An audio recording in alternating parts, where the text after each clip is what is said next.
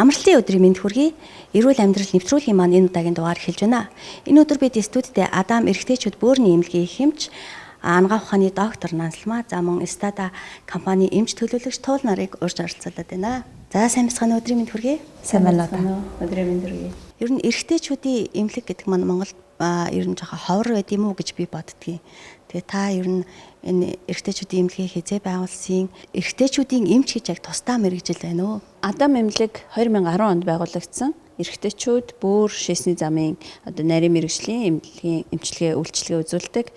За эрэгтэйчүүдийн эмчийн мэрэгжлийн хувьд гэх юм бол ер нь бөөрийн мэс заслын эмч нар энэ нарийн мэрэгжил нь улам цаашаа нарийсаад эрэгтэйчүүдийн буюу андрологийн эмч гэсэн ийм салбараар бол нарийсдаг. За би 2014 онд эрэгтэйчүүдийн буюу андрологийн чиглэлээр бол анагаах ухааны докторийн зэрэг хамгаалсан. За энэ мэрэгчлэрээ бол ер нь 20 жил ажиллаж байна да. Эрэгтэйчүүдийн дунд хамгийн түгээмэл тохиолддог эрүүл мэндийн асуудал нь чухам юу байдаг юм бэ? Эрэгтэйчүүдийн эрүүл мэндийн асуудлын яг өвчлөл гэдээ ярих юм бол Монгол төдийгүй дэлхийд даяараа зүрх судасны өвчлөл нэгдүгээр байранд ордог. За Монгол орны хувьд бол нэгдүгээр байранд зүрх судасны өвчин, хоёрдугаарт нь бол амьсгалын замын өвчин, тэгээд хоол боловсруулах замын хавдрууд, за гэмтэл согог, бөөр шээсний замын өвчнүүд бол эхний 5 байранд бол ордог. За эрэгтэйчүүдийн хувьд төрөв булчирхайн өвчлөл бол сүүлийн жилүүдэд нэлээд ихсэж байгаа. Төрөв булчирхай гэдэг эрхтэн бол маш онцлог эрхтэн. За тэгэхээр би энэ талаар үзэгчдэд жоохон илүү дэлгэрэнгүй ойлголт өгөхийн тулд анатомийн энэ зурган дээр тайлбарлаад ярьчвал илүү зүгээр ах гэж бодож байна. За эрэгтэй хүний нөхөн үрчхүн анатом гэдэг бол ер нь шээсний сүвнээс бол эхэлдэг гэж ойлгож болно. За ингээд шээсний сүв гэдэг бол эрэгтэй хүнд бол 20 см урт ийм нарийнхан хоолой байдаг. За энэ шээсний сүв нь төрөв булчирхайн голоор дээшилж бол давсагтай бол нэгддэг байгаа. Төрөв булчирхай гэдэг бол өөрөө их онцлог эрхтэн. Төрөв булчирхай нь өөрөө нэгдүгээр шээсний замтай холбогдохоос гадна энэ өрийн суваг төрөв булчирхайны голд ирж нэгддэг. Энэ маань юу гэсэн үг юм гэхээр сексийн үед энэ өрийн шингэн бол төрөв булчирхайн голд цацагддаг байна. Ингээд өрийн суваг нь бол цаашаа өрийн хүүдий, энэ өрийн хүүдий чинь бол өөрөө цаашаа төмсөгтэй үр дамжуулах хоолойтой холбогддог. Тэгэхээр эрэгтэй хүний шээсний зам нөхөн үрчхүүн зам хоёр бол төрөв булчирхайгаар холбогддог. Төрөв булчирхай үндсэндээ бол уулзуур эрхтнэ гэж ойлгож болно. За төрөв булчирхай өөрөө бол энэ манжин шиг хэлбэртэй. Манжин бол булчирхайч гэж монголчууд бол бас нэрлэдэг. Гадуураа маш цуцан юм хальстай. За дотроо маш олон тооны юм булчирхай юм сувганцартай. Голд нь энэ өрийн шингэн цацагдаг өрийн тавгар гэсэн юм хэсэгтэй. Дээрээс нь ингээд голоор нь шээсний сүв, хоёр талаас нь өрийн сувг орж ирдэг юм онцлог эрхтэн байна. Яагаад би энэ анатомиг илүү тайлбарлаж байна гэхээр энэ төрөв булчирхайн өвдөх гол шалтгаан нэгдүгээрт бэлгийн замын халдвар, хоёрдугаарт шээсний замын өвчлөл болдог. Тэгэхээр эрэгтэйчүүдийн маань дунд төрөв булчирхайн өвчлөл ихсээд байгаа нэгдүгээрт бэлгийн замын халдвар залуучуудын дунд ихсэж байна. Ялангуяа нөхөн үрчхүүн насныхны дунд бэлгийн замын халдвар бол идэвхтэй өндөр болж байгаа. Нөгөө талаас бөөр шээсний замын өвчнийг дутуу эмчлэх, бөөрийн өрөвсөлтөд их удаан хугацаагаар явах, доороосоо даарах, хүйтэн нөхцөлд ажиллах тийм ээ. Эдгээр нөхцлүүд маань төрөв булчирхайг өрөвсүүлэх, өвчлүүлэх бас ихний гол шалтгаан болдог байгаа. Тэгээд бэлгийн замын халдвар гэх юм бол ялангуяа залуучуудын хувьд дуур мэдэн эмчлэх халдвар авчаад тэрийг эмийн санчаас эмчид очилгүйгээр дурмууд эмчлэх нь нэг удаагийн үйлдэлээр хүн олон төрлийн халдвар авсан байлаа гэхэд зөвхөн шинж тэмдгийг дарддаг ч юм уу зарим халдварыг эмчлэхгүй байснаас болоод төрөв булчирхайнд нян үлддэг. Энэ маань өөрөө төрөв булчирхайн өрөвсөл үүсгэх бас нэгэн шалтгаан бас болж үлддэг байгаа. Нэгэн төрөв булчирхай эмгэгтэй болсон тохиолдолд яаж эмчлэгдэх ёстой юм бэ? Төрөв булчирхай өвдсөн үү, өвдөөгүй юу гэдэг дээр бас хүмүүс эхлээд бас мэдэх хэрэгтэй тийм ээ. Тэгэхээр төрөв булчирхай өвдсөн үед төрөв булчирхай өвчлөл дотроо нэгдүгээрт нь өрөвсөл, хоёрдугаарт нь хоргоо томрох, хавдар, хортой хавдар, за төрөв булчирхайн чулуужилт, чохоожилт гэсэн юм хэд хэдэн үндсэн өвчнүүд байдаг. За мөн төрөв булчирхайн уйланхай гэж бас өвчин байдаг. За тэгэхээр төрөв булчирхай өвдсөн үгүй юу гэдгийгээ бас хүмүүс эхлээд бас мэддэг асуумж бол бас байдаг. За тэгэхээр асуумжийг бол за миний төрөв булчирхайнд дэр нь өвчлөл байна уу, асуудал байна уу гэдгийг хүмүүс мэдэж болно. За хоёрдугаарт нь төрөв булчирхайн энэ шээсний замын энэ саяын энэ зовиоруудаас гадна за төрөв булчирхайн өрөвсөлтөө хүмүүст авсаг умдгаар өвдөх, төмсөг рүү өвдөх, ялангуяа удаан хөдөлгөөнгүй нэг байрлалд байхад цавь руу өвдөх. За ялангуяа бэлгийн амьдралд өөрчлөлт гарах хурдан дур тавьдаг болох шийсэн сүгээр хорсох эдгээр шинжүүд бол ер нь өрөвсөл сэтэрсэн үедээ бол илэрдэг. Төрөв булчирхайн томролт гэж ярих юм бол өрөвслөөс арай өөр.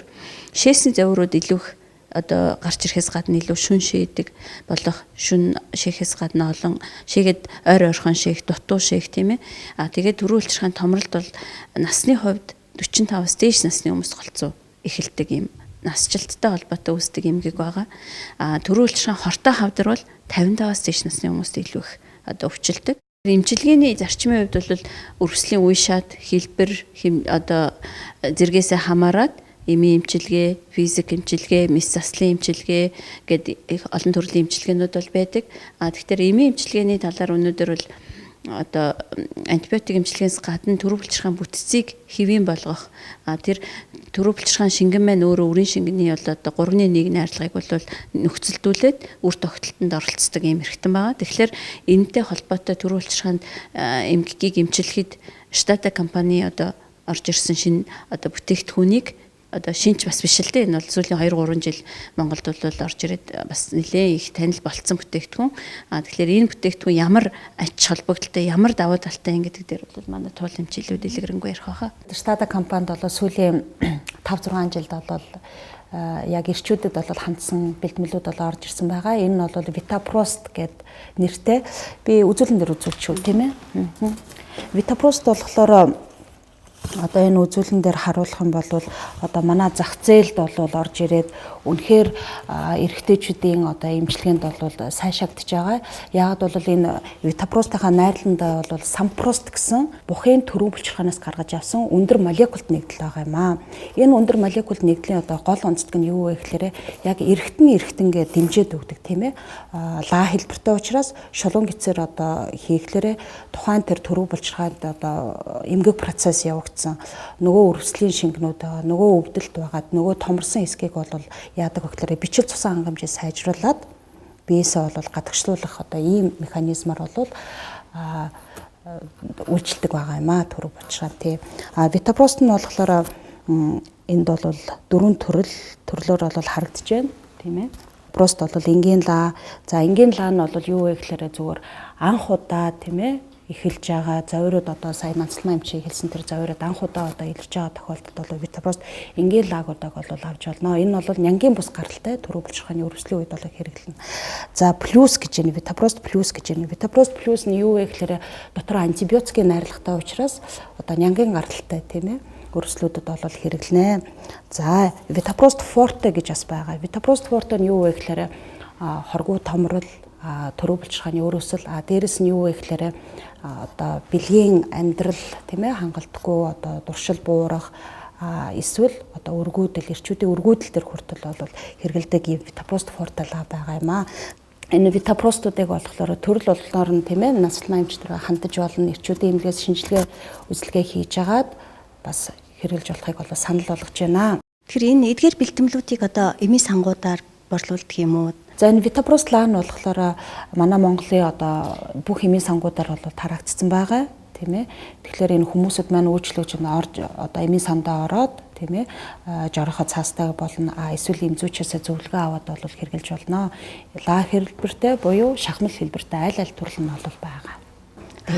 Энэ эдгээр бүтээгдэхүүнийг хэрэглэхийн тулд заавал бас эмчид үзүүлж эмчийн жороор хэрэглэх ёстой юу? Яг тэгэхээр одоо эмийг манах их замбраагүй дурмууд хэрэгэлдэг тийм ээ. Жишээ нь шулуун гидсний шамбрам өвчтэй, шулуун гидснээс нь цус гардаг хүнд бол лаа хэлбэр бол тохирохгүй. Эмийн хэлбэр гэдэг бол өвчний одоо үе шатаас гадна тухайн хүний онцлогоос бол шууд хамааралтай байдаг. Жишээ нь лаа хэлбэрийн давуу тал гэх юм бол уг нь илэгний цусны эргэлтийг дамжаад шууд цуснд оролцдог учраас хурдан шимэгдэж одоо үйлчлэгийг хурдан үзүүлдэгээр илүү онцлогтой. Гэхдээ зарим хүнд жишээлбэл шулуун гидсний шамбрамтай шулуун гидснээс нь цус гардаг тийм ээ. Хаалгаа илгэсэн ч гэдэг юм уу одоо ойрхон хугацаанд шулуун гидсний хаалгаа илгэсэн ийм тохиолдлуудад лаа хэлбэр нь тохиромжгүй, уух хэлбэр нь нэгдүгээр тохиромжтой. Хоёрдугаарт нь энэ нөгөө өвчний үе шатуудаас гадна төрөв булчирхаан өвчин гэхэлэр бүгд нэг өвчин биш. Төрөв булчирхаан өрөвсөл байх юм бол өөрөөр эмчилдэг байх нь. Томролт бол бас өөрөөр эмчилдэг байх нь. Тэгээд энэ эмийн тун гэдэг бол бас тухайн хүний онцлогт эмч тохируулаад үе шатанд нь тохируулж хэрэгэлдэг учраас заавал мэрэгжлийн эмчт очиж зөвлөгөө авч иж хэрэглэх нь бол зүйтэй. Ерөнхийдөө эмчд үзүүлэхгүй яваад одоо удааснаас хүндрээд ер нь бүр цаашдаа ямар үр дагаварт хүрэх вэ? За би саяхны нэгэн жишээ хэлээ л да. 53 настай эрэгтэй хөдөөнөөс ирж үзүүлж байгаа. Яасан гэхээр би ерөн сүүлийн 10 жил эмчид үзүүлээгүй. Төрөө булчирхайн хэвийн үедээ эзэлэх нь бол 20 см куб байдаг.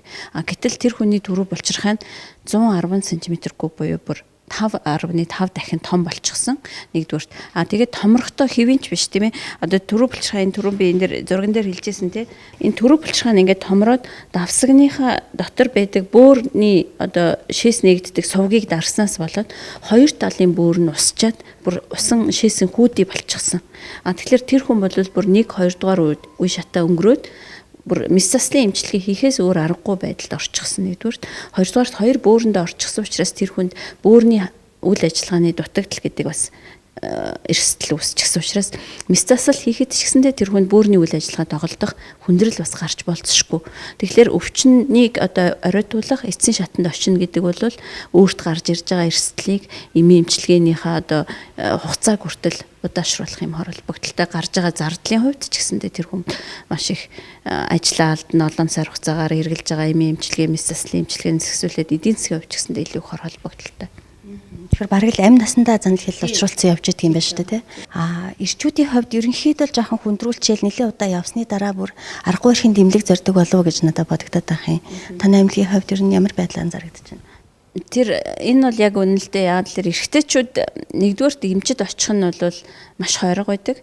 Хоёрдугаарт нь бүр хамгийн сүүлийн үедээ очдог гэдэг нь бол үнэн. Тэгээд дээрэс нь ирсэн үедээ ч гэсэндээ бас нөгөө эмч өөрөө асуултаа баг хөтлөж тавьж одоо танд ийм зовир гарч ийн бол гэхгүй бол өөрийнхөө зовирыг ч гэсэндээ ихэнхдээ илэрхийлэхдээ маш хангалтгүй байдаг. Тийм учраас заримдаа ээж нарын дагуулад 30 настай хүүхэд дагуулад үзүүлдэг. Эхнэрүүд нь дагуулад бас үзүүлдэг. Тэгээд яагаад тэгэхээр зовиороо дутуу хэлцдэг. Тэгэхээр эмчээ зурхныхаа өмнө суугаа ирчүүдэд мань хандаад хэрвээ төрөө булчирхаа ямар нэгэн эмгийг илэрсэн бол яаж мэдэх вэ гэдгийг илүү дэлгэрэнгүй тайлбарлаж өгөөч. Тэгэхээр энэ эрэгтэйчүүд өөрийгөө үнэлэх юм бас боломжтой асуумж бол байдаг. Миний төрөө булчирхаанд асуудал байна уу? Байгаа бол хөнгөн юм уу? Хүнд юм уу, дунд зэрэг юм уу тийм ээ. Тэгэхээр тэрийг юм үнэлдэг юм олон улсын стандарт асуумж байдаг л да. Төрөө булчирхайн урвслын шинж тэмдгийн эмчилгээ үнэлгээ гэдэг. Тэгэхээр энэ дээр энэ 7 асуулттай. Асуултын 5 оноогоор дүгнждэг юм урвслийн шинж тэмдгийн үнэлгээ гэсэн юм International Prostate Symptom Score гэсэн юм олон улсын стандарт оноо байдаг үнэлгээ. За тэгэхээр энэ нэгдүгээрт энэ сүүлийн 1 сарын турш гарч ирж байгаа зовиорыг ерөнхийд нь бодож байгаад үнэлгээндээ оноо өгнө гэсэн үг. Шээсний дараа давсаг бүрэн сулрахгүй байгаа мэдрэмж танд хэр олон тохиолдож байна гэхлээр тийм ээ. Үгүй, маш ховор, хаяа, талд нь, талаас их хувьд нь байнга. Тэгэхээр эднээс тохирсон хариултаа дугуулахаар тэр хүний оноо гарч ирнэ гэсэн үг. За дараагийн нэг асуулт нь болохоор шээс тасалдах тийм ээ. Ялангуяа шээж явах явцад шээс тасалдах, дахин шээх үргэлжлүүлэх ийм тохиолдол танд хэр олон тохиолдсон бэ гэсэн ийм асуулт байгаа. За дараагийнх нь болохоор шээс тусагнаж эрчин одоо суларсан гарах. Ялангуяа ийм одоо энгийнээр ойлгомжтой хэлэх юм бол карантины ус ингээд нэг ус тасрах гээд ахлаар их даралт муутай гардаг тийм ээ. Тэрэн шиг шээс гарж байгаа даралт их муу гарч ийн үү? Энэ нь одоо танд хэр их давтамжтай байна вэ гэдгийг бас асуусан байгаа. За тэгээд шээхдээ дүүлж шээж ийн үү? Ялангуяа шээж эхлэх үед дүүлж ийн үү? Тэгээд энэ байдал нь хэр их олон тохиолдож байна тийм ээ. За 2 цагийн дотор ойр орхон шээж ийн үү? Ялангуяа энэ шээсний давтамжийг асууж байгаа асуулт байгаа. Тэгэхээр 2 цаг болохгүй ойрхон шээж байгаа нь танд хэр их тохиолдож байна л гэсэн үг тийм ээ. За тэгээд шээсээ барих нь танд хүндрэлтэй байна уу? Шүн босож шээж байна уу? Хэр олон удаа шүн босож шээж байна гэсэн. Эдгээр асуултууд бол ерөнхийдөө энэ төрөө булчирхайн шинж тэмдгийг бас үнэлдэг. Төрөө булчирхай бол тухайн хүний амьдралын чанарт бас нөлөөлдөг юм чухал эрхтэн юм а гэдгийг бас эрхтчүүд маань сайн ойлгоосой. Тэгээд ганц эрчүүд гэлтгүү тийм ээ. Эхнэрүүд, охтууд одоо ээж нар ч гэсэн хүүдээ, ээждээ, аавдаа, нөхөртөө ийм асуудал хэрвээ байдаг юм шиг байгаа гэдгийг эмэгтэйчүүд л ер нь бол эрчүүдээ халамжилж дагуулж эмчид очдог. Зүгээр тухайн үедээ ганцхан шээсний асуудал юм шиг харагдаж байгаа боловч алстаа секс, хүүхэдтэй болох тийм ээ шүн ойртой нойргүй хонох тэгээ шүн ойргүй онсон маргааш даралт ихсэгч гэдэг юм олон үр дагавартай байдаг. Өвчний яг шинж тэмдгийн үед эмчилгээнд дээр ер нь юу анхаарах чухал вэ? Эмчилгээг бол бид нар бол одоо эмч хүний хувьд хэлэх юм бол хизээ өвчтөнд уже ингээд шин тэмдэг илэрсэн тохиолдолд бол хүмүүсд хандаж эхэлж байгаа. Гэтэл энэ өвчин маань сая Нансалмаа эмчийн хэлбэр тийм ээ аль тэр бэлгийн боожлд явагдаж байгаа үед тийм ээ дээрэс нь бол бэлгийн амьдралд орцсон үед тийм ээ ийм тохиолдол бүгдөө бол нэгдүгээр бол суур мэдлэгтэй байх хэрэгтэй тийм ээ одоо гэр бүлийн хүмүүжлээс ахуулаад бол эдний талаар бол жоохон ч гэсэндээ мэдлэгтэй бол байх хэрэгтэй байгаа юм аа. Дээрэс нь юу вэ гэхээр одоо хувь хүн өөртөө их анхаарал тавих хэрэгтэй. Өөрийнхөө жингээ барьж явах хэрэгтэй тийм ээ илүүдэл жинтэй хүмүүсд бол наад захын шин тэмдэг нь болохоор бэлгийн одоо дур буурах тийм ээ. За тэгээд цаашдаа явах юм бол сексийн амьдралын талаар бол их зөв мэдээлэлтэй байх хэрэгтэй тийм ээ. Ингэснээр бол бид нэр бэлгийн замын одоо халтар төвчнөөс бол урьдчилан сэргийлж аз чадж байгаа. Дийлэнх манай залуучууд болохоор одоо явган явах их дургу болцсон байна. Тийм ээ хөдөлгөөнөөс одоо хөдөлгөөний хомсдолд бол их орцсон байна тийм ээ. Тийм учраас хүн болоо өдөрт бол 3-5 км болоо заашгүй алхаж явах ёстой. Тий гол нь ингээ хөдөлгөөн хийж гин гэдэг чи тэр бага ардсны хүндийн тийм ээ бүх хэрэгтний цусан хангамж нь бол сайжирж их. Нөгөө бүглэрсэн тэнцээ ингээд агчлд үүсээд байгаа тэр одоо агчлыг чи тавиулаад тийм ээ шинээр ингээд цусаар хангаад одоо өрөвсөл өвдөлт шин тэмдэг зовиродог бол хамгийн гол нь багсаж өгч байгаа тийм ээ. Тэгээд бас жингээбэр тэгснэр одоо манай залуу санаа сэтгэлээр ч гэсэн бас сайхан байна шүү дээ тийм ээ гоё биттэй туранхай хөнгөн шингөө хөдөлгөөнтэй байна гэдэг чи ямар сайхан байх вэ. За тэгээд дээрэс нь бол хорд зуршил гэж байгаа. Тамхи татах тийм ээ. Тамхи татах асуудал бол бүр сүүлийн үеэр ихсэж байгаа гэж бодож байна. Жохон залууч гудамжаар очиод тамхи татж байна. Яг өнөөдөртөө л тэд нар анхаарахгүй байгаа хэдэн жилийн дараа 5-10 жилийн дараа тэр чи бас л сөргөөр бол нөлөөлж байгаа шүү дээ. Яг эрэгтэйчдийн эмчийн зүгээс хэлэхэд эрэгтэйчүүд тамхи татахаар үнэхээр бэлгийн сулралд ордог гэдгийг ерөөсөй ойлгодгүй. Одоо тэр тамхины рекламн дээр байдаг штэ тий. Тамхи татвал тэнд бэлгийн сулралд орно гэхэлэр зүрхний өвчтэй гэж юм уу, уушгины өвчтэй ч юм уу тийм зургийг авч ялла гэдэг нь бол мэдээч хэрэг шалтгаанаас зогтож байгаа асуудал биш. Зүр 2015 оны нэг тоо статистикаар болохоор 16-аас 64 насны эрэгтэйчүүдийн 49.6% нь тамхи татдаг гэсэн ийм тоо байдаг юм байлээ. Гэтэл 16-аас доош насны хүүгүүд бас тамхи татж байгаа. Тэд нар бол тэгэхээр 16-аас доош наснда бас ирэх хүүгүүд ихэнх нь бас тамхинд орчихсон. Тэгэхээр аль хэзээ 16 хүрээд одоо томооны тоонд ороход тамхи татдаг зуршилтай болцсон байгаа тохиолдлууд бас их байгаа. Тэгэхээр энэ тамхи бол өөрөө судасны хааныг хатууруулдаг. Тэгэхээр нөгөө бэлгийн сулралд хүргэх гол үндсэн хүчин зүйл маань судас хатууруулах хүчин зүйлүүд тэрний одоо маш том байр суурийг нэлээд их жин дарах хувийг нь бол тамхи эзэлдэг шүү эрэгтэйчүүдээ. Тэгэхээр энэ тамхи татхаа бол болох нь уушгинаас гадна бэлгийн үйл ажиллагаанд судасны үйл ажиллагаанд одоо маш их сөрөг нөлөөтэй байдаг. Тэгэхээр уушгаа ганцхан гэмтээгээд байгаа машин бол хялгсан судасны хааныг хатууруулдаг. Тэгэхээр судасны хаан хатуурна гэдэг маань өөрөө хөвчрөл хангалттай биш байх. Тэгээд бэлгийн үйл ажиллагаанд бол хурдан дуур тавьдаг энэ асуудлууд бол тамхитай шууд холбоотой байдаг шүү. Тэгэхээр үзэж байгаа эрчүүд маань бас энэ эмнэлэг хаана байдгийг болоо гэд нөгөө эмнэлгийн хаяг мэдгүйгээс бас зорж очиж чадахгүй тийм тохиолдлууд байдаг байх л та. Таны эмнэлгийн хаяг хаана вэ? За Адам эмнэлэг одоо 3 дугаар эмнэлгийн зүүн талд сувилагчийн сургууль руу явдаг яг зам дагуу 10 дугаар хороолт бол байрладаг. Бүтэн сая өдрөөс бусад өдөр үйлчилгээ үзүүлдэг. Хагас өдөр 14 цаг хүртэл, бусад өдөр бол 17 цаг хүртэл үйл ажиллагаа явуулдаг байгаа.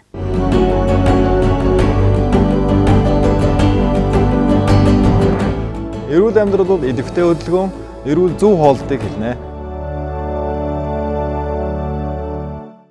За эрүүл амьдрал нэвтрүүлгийн маань уламжлалт нэг асуулт байдаг юм аа. Яг эрүүл амьдралын төлөө өглөө гэхлэхдээ хамгийн түрүү юу хийдэг вэ гэдэг асуулт. Таны хувьд юу хийдэг вэ? За сүүлийн үед бол нэг хөвшилтэй болоод өглөө босоод жингээ үздэг болж байна. За яагаад тэгэхээр одоо эмэгтэй хүн бол одоо ингээд нас ахаад ирэхлээр нас ахаад эрэгтэй гэлтгүй хүмүүс бол таргалах хандлагатай болдог. Тэгэхээр тогтмол цагт жингээ үзэх нь бол нэгдүгürt зөв байдаг. Яагаад тэгэхээр өглөө нэг оройныг үзээд ахын. Тэгэхээр өглөө яг сэрээд жингээ үзэх нь бол одоо сүүлийн үед тогтсож байгаа нэг хөвшил болж байна. Дараа нь одоо бас эрүүл амьдрахын тулд судасны хааны хатуурлаас сэргийлэх зорилгоор бол овёс бол тогтмол иддэг болж байгаа өглөөний сайн дээрээ. Тэгээд дараа нараас нь усаа уугаад цай кофе уудаг та. Туулимчийн хувьд За баярлалаа. Энэ үнэхээр бас их өөрмөц асуудал юм аа, асуулт юм аа тий. Би өглөө осон готлоо тэнгэр бол хардаг. Нартай байна уу, үгүй юу гэж хардаг. Нартай байхлаар өөрөө ирэхгүй ингээл өөдрөг сайхан гоё сэтгэл болоод төрөөд эхэлдэг. Тэгээд өглөө болон готлоо одоо нөхөр хүүхдтэй бол аль болгон инээмсэглэл бэлгэлхийг бол би хүсдэг. Яагаад бол тэр өдөртөө одоо намайг хүрээлж байгаа улсууд одоо миний хүндэтгдэг, хайрладаг улсууд маань нэг өдөр одоо өөдрөг сэтгэлтэй явбал сайхан болов уу гэж боддөг юм аа тий.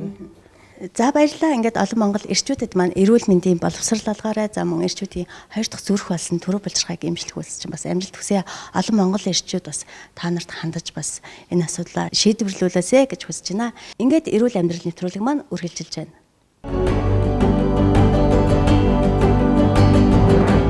Эрүүл байж сарвал ухаанаар сэтгэнэ.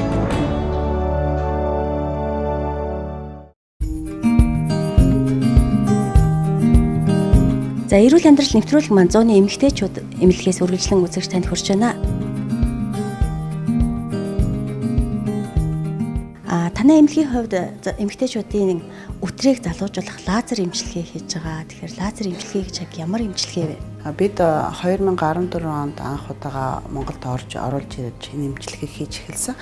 Ерөнхийдөө хийхдээ бол бид нар олон улсын сэтгүүл дээр энэ нэмжлэгийн үр дүн гаргасан сэтгүүлийн мэдээлэл болон Солонгос улсад очиж эмэгтэйчүүдийн эмнэлэг дээр хийгдэж байгаа эмнэлгийн судалгааг одоо очиж үзэж туршиж бид нар анх оруулж ирсэн. Ерөнхийдөө энэ нэмжлэгээ маань яаж байгаа гэхээр өтрээний булчинг одоо ерөнхийдөө залуужуулж өгч байгаа лазерын гэрэл маань өтрээний булчин дах залуу эсүүдийг шинээр үүсгэж өгөө. Тэр залуу эсүүд нь булчинг чанга байлгаж идэг эластин коллаген гэдэг бодисуудыг идэвхжүүлж шинээр нийлэгжүүлж өгснөөрөө өтрээний булчин бол залуужиж өгч байгаа тийм л эмчилгээ байгаа юм. Залуужуулна гэхээр одоо хэдий хэр насны хүмүүс орд юм бэ? 40-с нас дээш гэдэг юм уу юм настаас нь байдаг. Гэхдээ ерөнхийдөө бол бэлгийн харьцаанд орцсон л бол төрсөн төрөөгүй хамаагүй ямар ч насны хүмүүс орж болно л доо. Гэхдээ ерөнхийдөө манад хийгдэж байгаа эмчилгээ хүмүүсийг ингээ харахад бол ихэнх хвчлэн төрсэн эмэгтэйчүүд төрсний дараа өтрээний булчин суларчсан хөнгөн хэлбэрийн шээс задгаарлалтай болцоо одоо хүчтэй найдах ч юм уу одоо их шээс хүрсэн үедээ шээсээ барьж чадахгүй тусаачаад эмэгтэйчүүд мөн бас цэвэршилтийн насны эмэгтэйчүүдэд бас үр дүнтэй байдаг. Яг л цэвэршээд ирэхээр өндгөвч ажиллагаа болохоор өтрээ маань хуурайшаад одоо захтаад хуурай хатангашаад бэлгийн харьцаа хийх үед өвдөлттэй болоод эхэлдэг. Энэ үед бас хийхээр өтрийг их гоё чиглэг дээр нь миний одоо хийгээд одоо өөрийнхөө хийсэн хүмүүстээр судалгаа хийгээд үзэхэд бас илүү авааштай талд нь өтрээний нэвтрлийн эсүүдийг идэвхжүүлээд өгдөг юм байлээ. Ингэснээр нөгөө эмэгтэй хүн одоо бэлгийн харьцааны үед одоо дур тавьж чадахгүй байгаа эмэгтэйчүүд их байдаг өтрээгээр тэр үед эмэгтэйчүүдийн бас одоо дур тавих чадвар нь илүү ихсээд өгчөж байгаа. Тэгэхээр эмэгтэй хүнд орно их илүү ач холбогдолтой тийм сайн эмчилгээл байгаа юм да. Ер нь яаж хийгддэг вэ? Лазер эмчилгээ хийх нь гэхээр бас нэг эмэгтэйчүүдийн хувьд жоохон айдас байдаг ч юм уу. Харин энэ дээр ямар нэг өвдөлт гарахгүй. Ерөнхийдөө эмчилгээ маань нийтдээ нэг цаг л болдог. Эхлээд бид нар өтрээндээ мэдээ алдуулах тос тавьчихдаг. Ямар нэгэн тариа хийхгүй тос тавиад 15 минутын дараа эмчилгээгээ эхэлдэг. Эмчилгээ маань 30-аас 40 минут үргэлжлээд тэгээд дуусчдаг. Яг хийж байгаа үедээ бол эмэгтэй хүнд өвчин байхгүй. Хийсний дараа ч гэсэн их өвдөлт байхгүй. Нэг л удаа хийгддэг юм уу? Ахаад давталттай хийгддэг юм уу? За ерөнхийдөө бол яг хүн бүхэн заавал давтамжтай хийх ёстой гэсэн байхгүй. Тухайн хүний өтрээний сулрал хэрэгцээний шалтгаалаад нэг ч хийж болно, 2-оос 3 удаа ч хийх шаардлагатай. Тухайн хүнийг үзэл би хэлж өгдөлтөө. Ерөнхийдөө одоо энэ эмчилгээнд орсон хүмүүс үр дүнгээ эргээд танд мэдэгддэг байхаа. Энэ ер нь сэтгэл ханамж хэрэг юм байна. Ерөнхийдөө бол хүмүүс мэдэгдэхээс гадна би бол бас өвчтөнгүүтэйгээ эргэж уцтаад холбоо ирээд яаж ийн гэсэн асуумж авдаг л та. Тэгэхээр бол ерөнхийдөө эмчилгээний маань үр дүн бол 80-аас 90% үр дүнтэй байгаа. За мөн танад энэ бүдүүн гэсний цэвэрлэгээ эмчилгээ гэдэг юм байна л да. Энэ дээр бас сонирхмоор байна. Энэ чухам яаж цэвэрлдэг, ямар эмчилгээ гэдэг юм бол. Энэ болохоор бид нар Англи улсаас аппарат оруулж ирсэн. Тэгээд ерөнхийдөө бүдүүн гэцийг дан ганц цэвэршүүлсэн усаар тэр аппарат маань усаа цэвэршүүлээд одоо бас хүний биеийн температур тохируулаад тодорхой хэмжээний даралтын тохируулж өгч идэг аппарат маань. Тэгээ бүх юм нэг удаагийн хэрэгслээр тэгээд дан ганц цэвэршүүлсэн усаар бүх бүдүүн гэцийг цэвэрлээд гаргаж байгаа. Нийтдээ 40 минут хийгддэг. Тэгэхдээ энэ эмчилгээний маань илүү ач холбогдол нь юу юм гэхээр нэгдүгээр бүдүүн гэцийг бүгдийг энтэй цэвэрлээд хан мантай цэвэрлээ гаргаж чинь хоёрт одоо бүдүүн гэцний гөрөлцөх хөдөлгөөнийг одоо сайжруулж өгснөөрөө бас эмчилгээний ач холбогдолтой болоод өгч. Хүний биед сөрөг нөлөө гэж байна уу? Дан ганц цэвэршүүлсэн усаар хийж байгаа. Ямарваа нэгэн химийн бодис нэмэг хийгээгүй учраас энд бол ямарваа нэгэн хор нөлөө болоод байхгүй. Хүн ер нь хэдийн хугацааны давтамжтай ч тийм цэвэрлэгээ хийж явах хэрэгтэй. Ерөнхийдөө 3 сар тутам бид нар бол Англид очиж суралцсан энийг курсыг төгсөж ирсэн л дээ. Тэгээд Англид харж байхад бол ерөөсө 3 сар тутамд цэвэрлүүлдэг. Тэгээд ерөөсө тэр хүмүүс энэ бол ерөнхийдөө хүнийг өөрийгөө тэ өвчнөөс урьдчилан сэргийлэх, биеэ хоргоожуулах тийм л одоо хүн өөрийнхөө эрүүл мэндэд анхаарч байгаа нэг асуудал нэг. Тэгэхээр ерөөсө 3 сард одоо бид нар өглөө болгон босоо шүдэ уугадаг гэдэгтээ ижлэхэд 3 сард ер нь нэг удаа цэвэрлүүлчихэд хахад өөрийнхөө эрүүл мэндэд л их хувь нэмэр оруулж яах гэсэн үг тийм. За баярлалаа эмчээ. Тэгэхээр эрүүл амьдрал нэвтрүүлэг 100-ны эмэгтэйчүүд эмнэлгээс энэ удаагийн дугаараа үзэж танд хүргэлээ. Дараагийн дугаараар иргэн уулзъя.